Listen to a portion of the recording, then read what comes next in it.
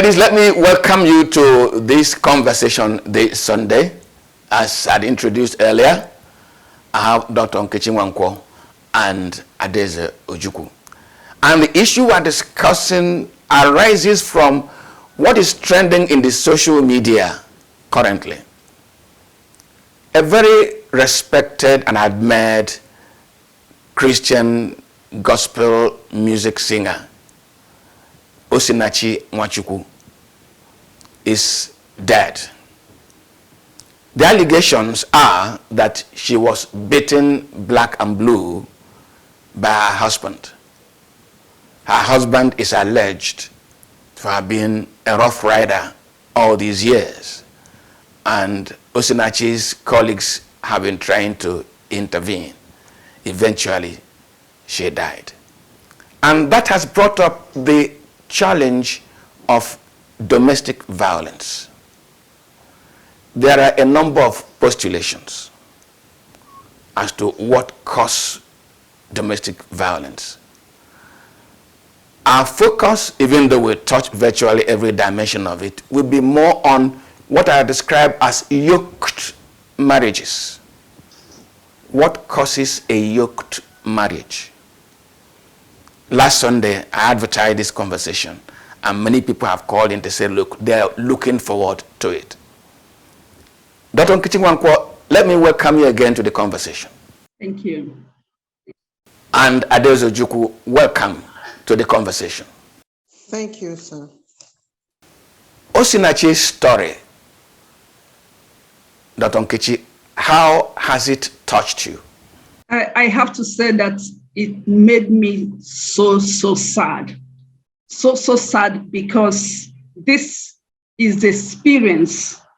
What, it underscores what has been going on. This one has come out in the open, but there are probably many more people, many more women who are facing this kind of life-threatening, and now we can see that it's beyond life-threatening, that is a death situation, where partners and husbands and are beating up those who are closest to them. And people are not, when it starts, they don't report. And even when people report, they don't get the attention. And people will say, oh, don't talk about it. Don't bring your family issues in the open to disgrace the family and all that. And now this is a life that is being lost. So, so brutally. If we step back to what can be behind domestic violence, it's of course wrapped up in gender inequalities. That their motive for each situation, there may be various triggers, but basically at the foundation of it is inequalities in relationships that makes it okay, that makes somebody think they should beat another person. In this case, the man would want to lord it over his wife, and he beats the woman, and people around say, oh, because he's a man, you have to endure it, and all of that. And this is so wrong. And there's a law in Nigeria to protect women and to protect, in fact, like the one in Lagos, protect anybody against domestic violence. But people are not using it, and people are not reporting. And we need to come to the point where we are attaching stigma to the person who is violating another person, as opposed to the person who is being beaten also being shamed into not talking about it. Yeah, Adeze, the stories in the social media indicate that this violence, this beating suffered by Osinachi had gone on longer than just the one that took her life. Why do you think that a man would elect to beat a woman he loved, he courted, he desired, and then got married to? What could go wrong to make him become violent on her? I think it's a general problem. It's actually a global phenomenon, and that's why we have the CEDAW, the Convention on the Elimination of All Discriminatory Practices Against Women. 1 out of every 3 women globally faces one form of violation or the other. But specifically to the Nigerian culture or what is going on now, and incidentally, our sister who has just been pronounced dead, sometimes it is ego. Sometimes, like Dr. Nwankwo said, it is inequality. It is aggression. That for me, there could be something going on psychologically in the man's life, and then societal pressure. Sometimes a man has married a woman, and then because of a woman is seen as a prize, a woman is seen as an object of sex, as an object of pride.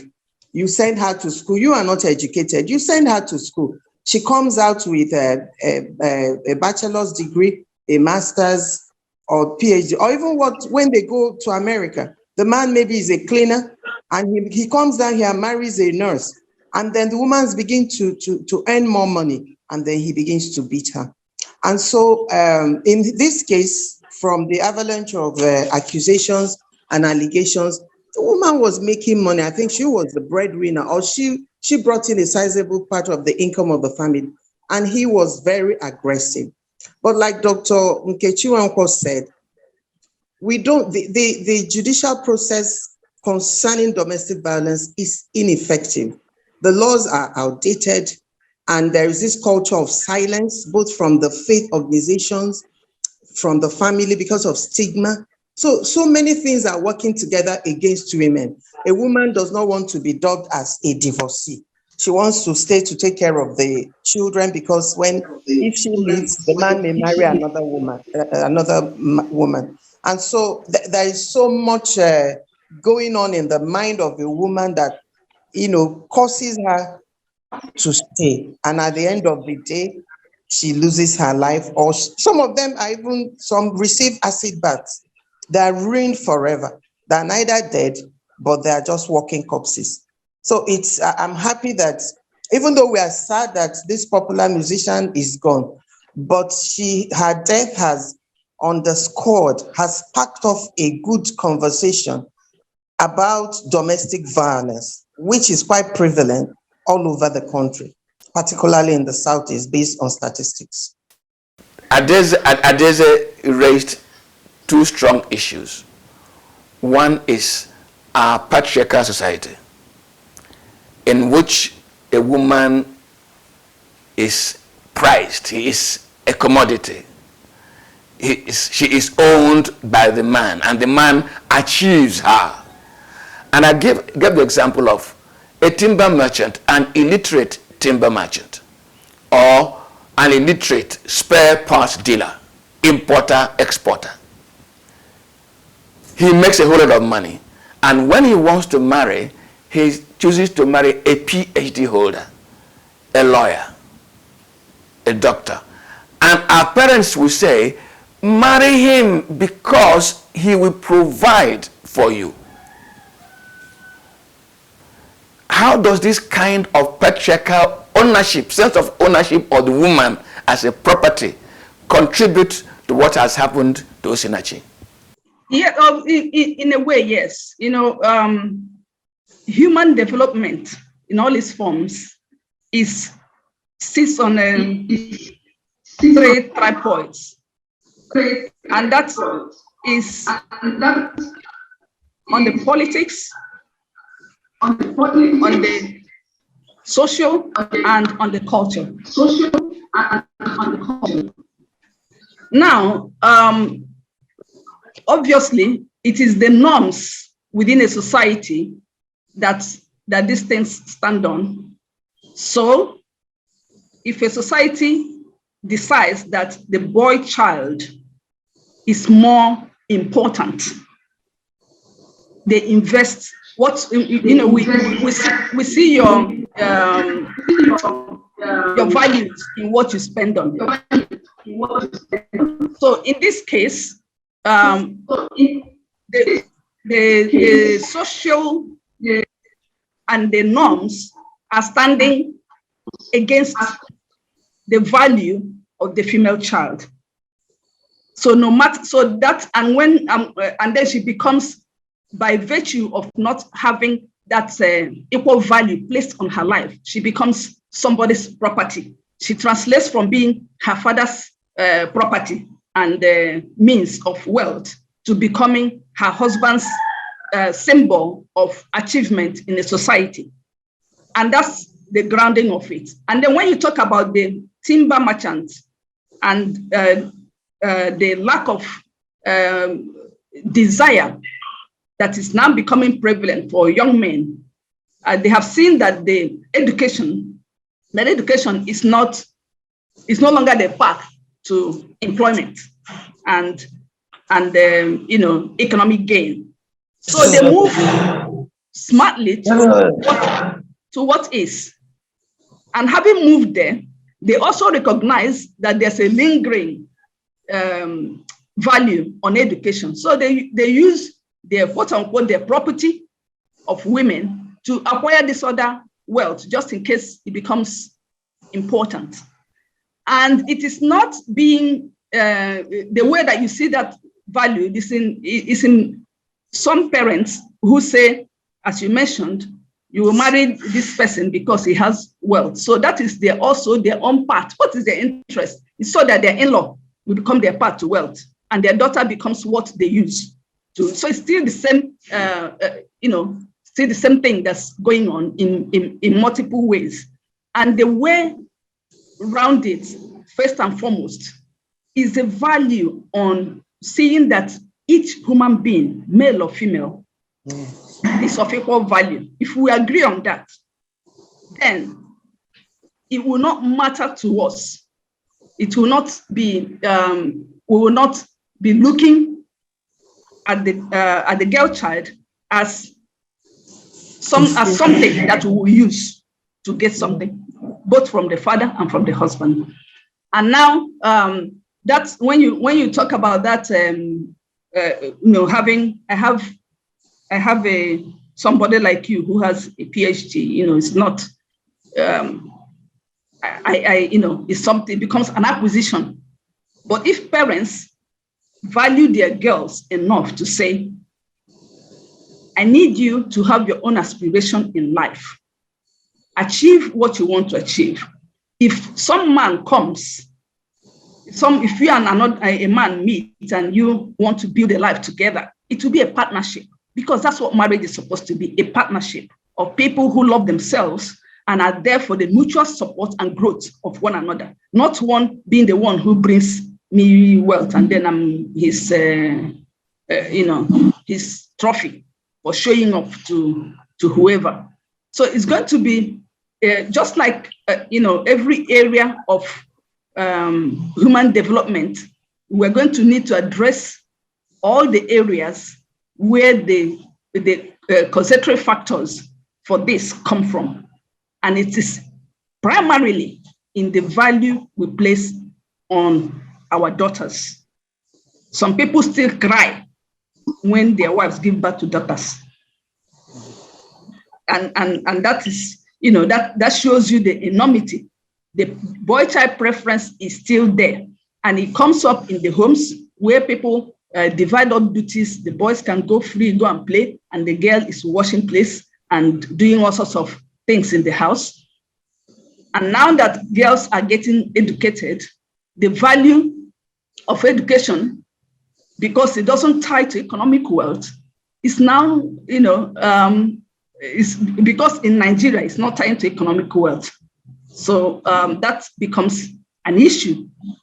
If we look at Nigeria's ranking in the human development, I think it's the World Bank's 2018 Human Development Capital Index, we are 152 out of 150 57 countries. And remember, these countries include Somalia and the rest of.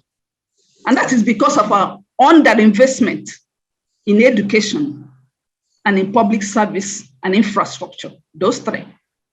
If you want to have a practical example, please go to your village primary school run by the government and tell me how anybody will aspire to have that, except, they don't have any other option.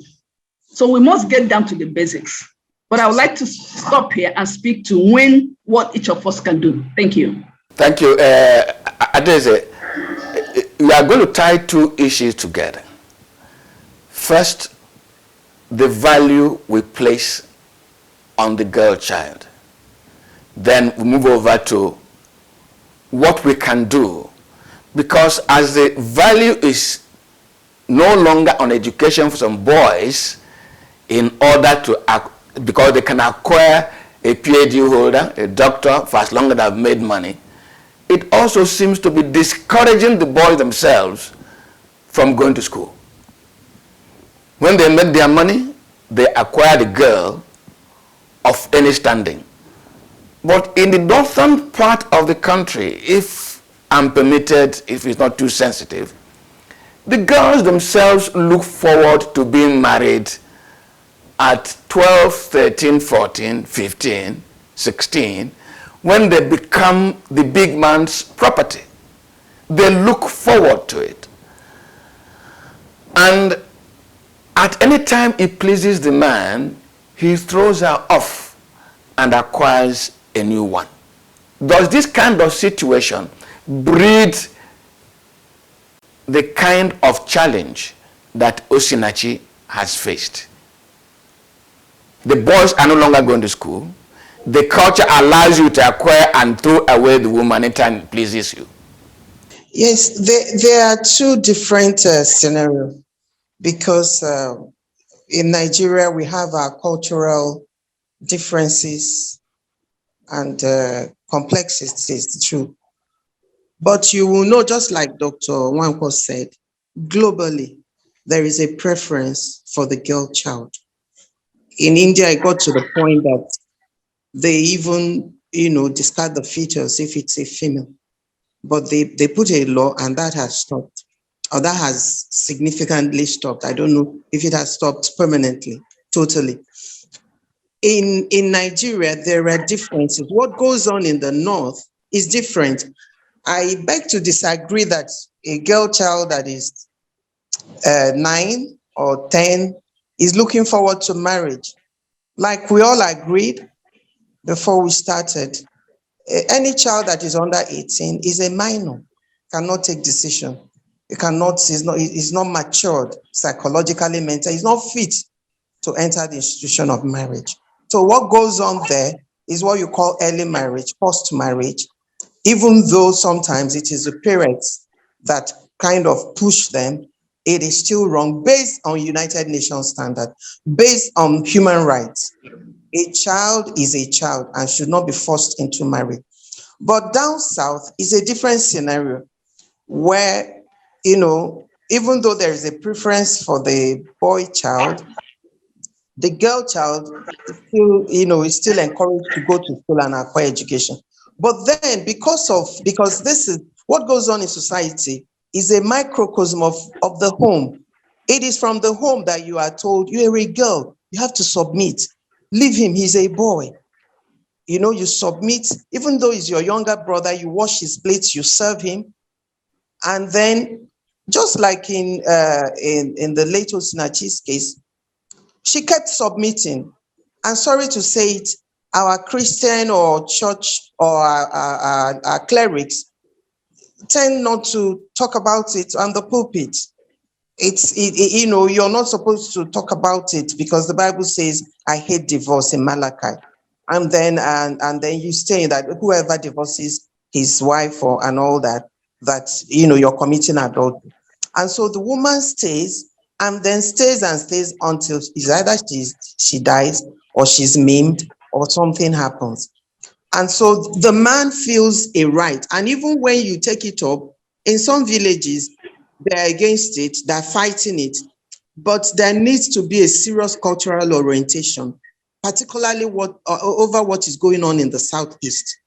The craze for wealth, the aggression, the monetization of the female gender, that you can acquire any girl, you can get any prostitute. You know, there is so much sexualization about women, either in marriage or out of marriage. But again, I think we need to start looking at the solution. That's what I'm waiting for. It was not our culture. Women were not treated as objects, I think, before the war. But I think after the war, a lot of our cultural values were decimated, and a new culture of mercantilism came up. And so there's been, and then like she said earlier, culture is dynamic. If you find out that what is going on in your culture, the norms and practices, traditions, they are no more tenable, that are ancient, that are not tenable for what we have, the human development, you discard it and move forward.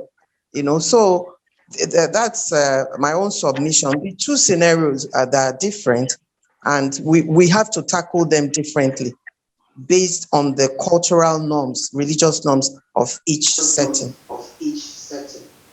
Dr. Nwankwo, we are about rounding off this conversation. Solutions. We talk about human development. We talk about cultural progressivism. What can we be doing to tackle situations that create the ordinachi or sinachi factor?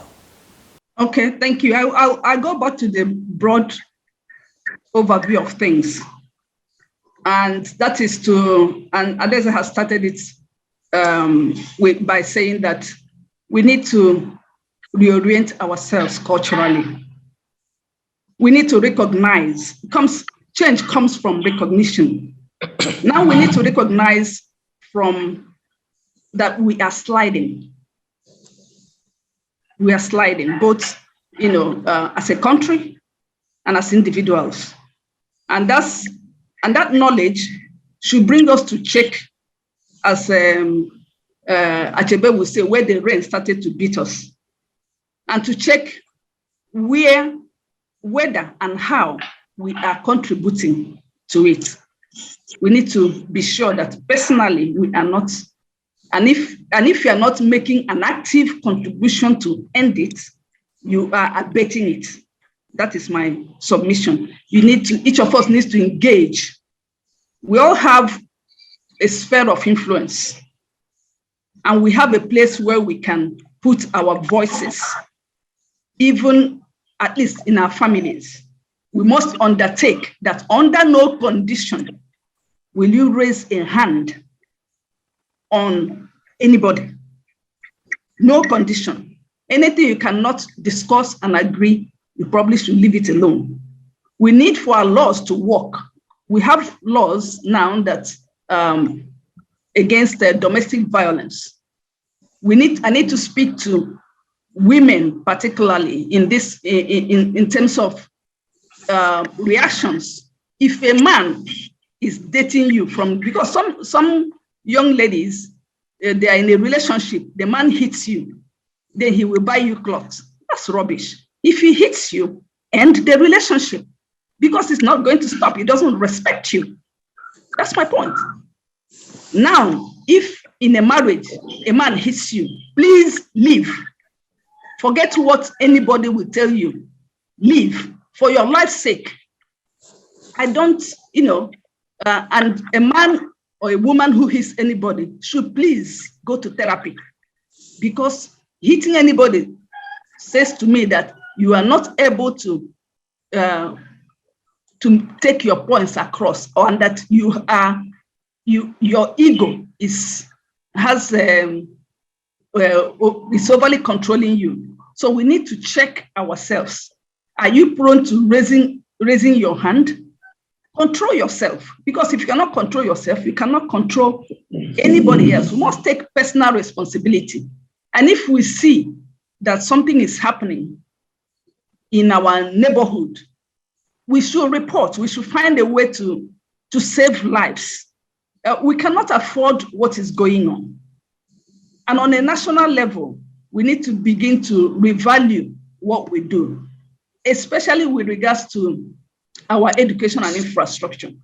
If we recognize that the world has moved into a knowledge economy, into that digital technology requires that you have at least some basic education. We need to get in situations where our children are getting off schools. We need to find a way. If they decide they want to do the apprentice to somebody, we need to put in our curriculum a way to help them get the basic education, so that if they are deciding to sell digital products, they can at least work on it.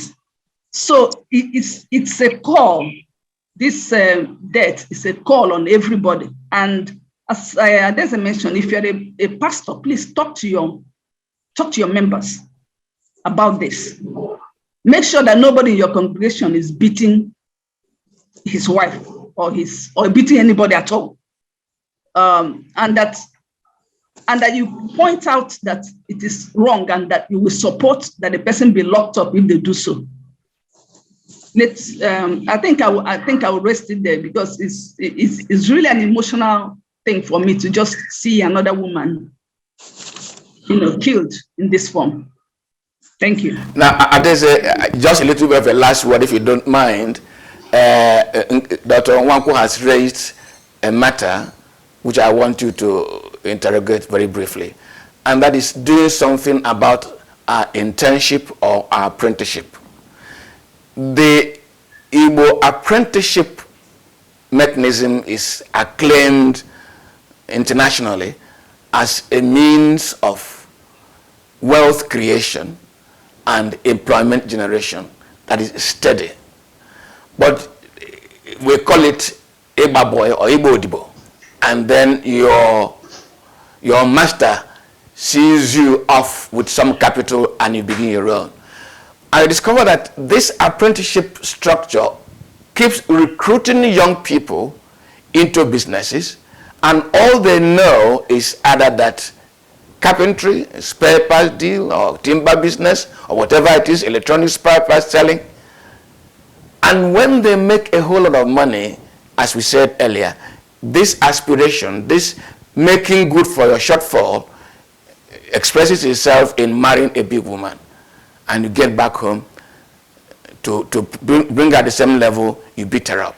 Adeze, do you think we can integrate, we can incorporate education into the apprenticeship as a means of solving that problem? It's a last word. Yes, it is very possible, and it is timely.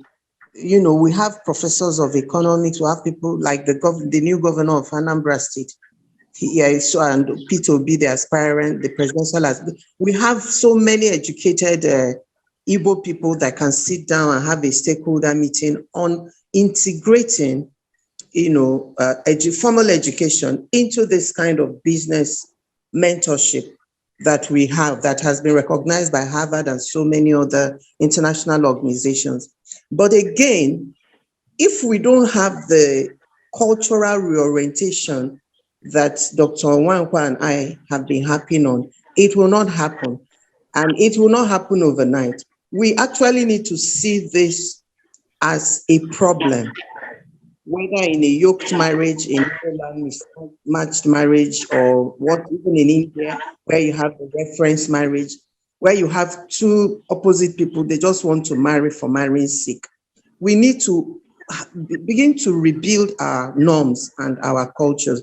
We need to have both national mass mobilization and then bring it down to cultural levels, different societies within different nations within our country. What is peculiar? Like now, what we now have in Igbo land, where young people, you go and marry somebody that has PhD, there is a disconnect. You're not going to be communicating properly. When you go for meetings with your wife and her colleagues, you will feel out of place.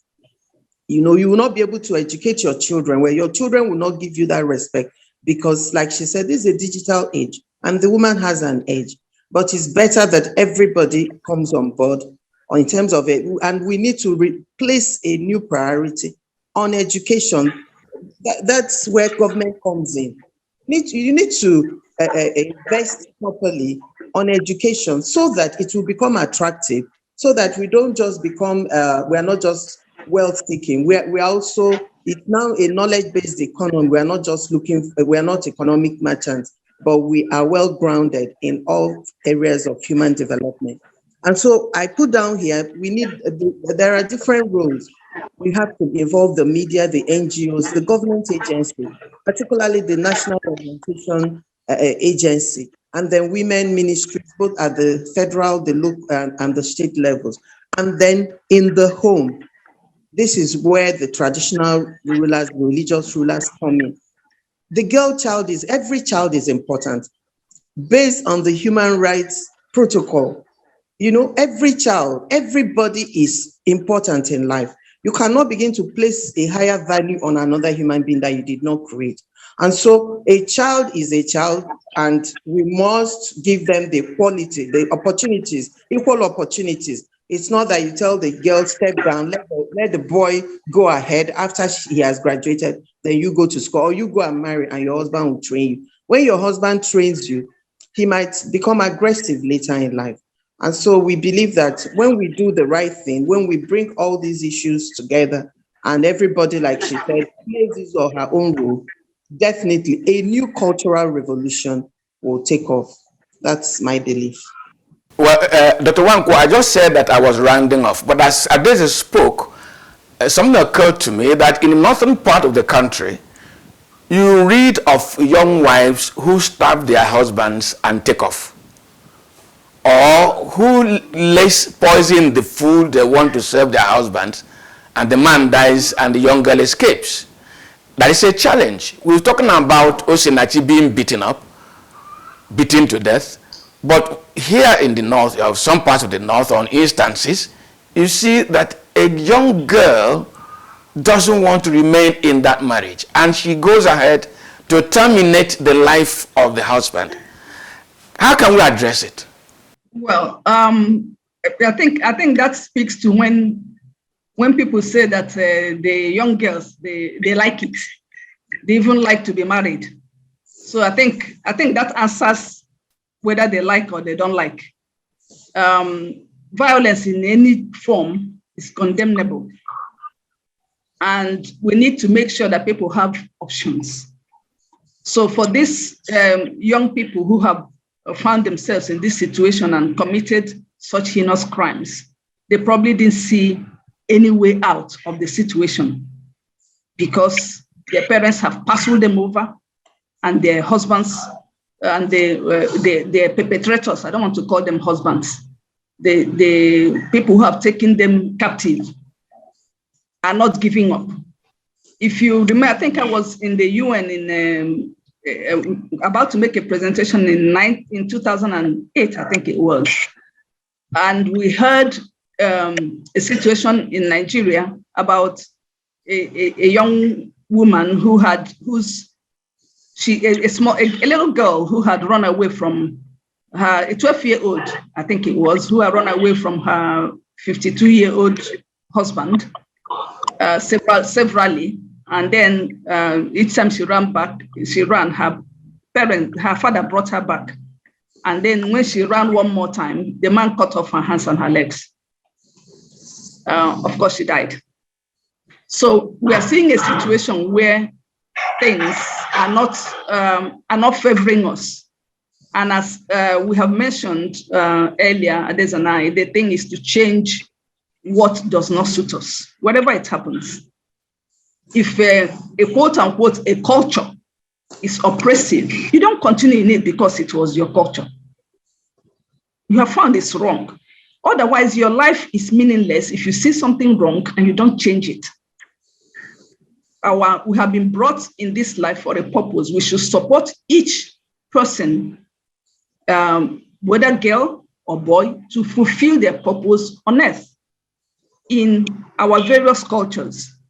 And our people who are using culture to violate young girls in any part of the country, and especially the north, should please reconsider their stand. It is against all that we believe in as a people, and it's not right. And the way around it is for us to enforce. There's, as I mentioned earlier, there's a law preventing child marriage, although it has not been signed by all the states, but I think it has a majority state signing that you cannot marry a child under 18. That is the law, and it's by consent. Even at that, after that age, marriage is a consent between two people who love themselves and want to support themselves. So let's end forced marriage in Nigeria. Actually, we stand at the moment, Nigeria contributes, as always, so high in child brides. So let's end that so that we can develop as a nation and move. Thank you. Well, Dr. Nkechi Nwankwo, Adeze Ojukwu, thank you very much for coming on the show this Sunday. Thank you. Thank you very much. Thank you, sir. Thank you for having us.